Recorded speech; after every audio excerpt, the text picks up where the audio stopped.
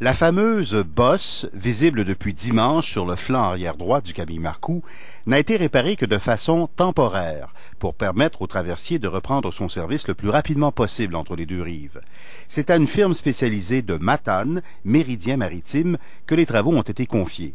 Les soudeurs ont surtout travaillé à l'intérieur du navire pour renforcer la structure interne de la coque, endommagée dimanche lors des manœuvres d'accostage.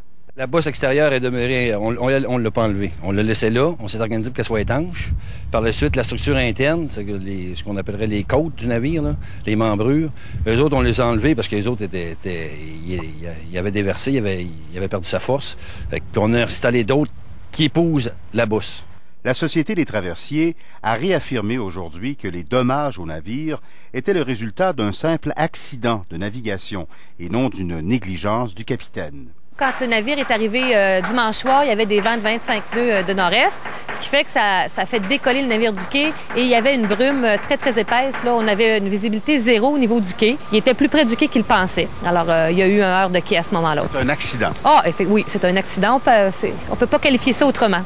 Quoi qu'il en soit, pour tous les incidents du genre, même mineurs, un rapport est systématiquement acheminé au Bureau de la sécurité dans les transports, qui lui devra déterminer s'il y a matière à enquête, ce qui n'est pas le cas pour le moment. Pour les automobilistes et les camionneurs, pour les travailleurs et les touristes, l'histoire se termine bien. Après une journée et demie d'interruption et 10 traversées annulées, le Camille Marcoux peut enfin reprendre la mer. Daniel Tremblay, TVA, Matane.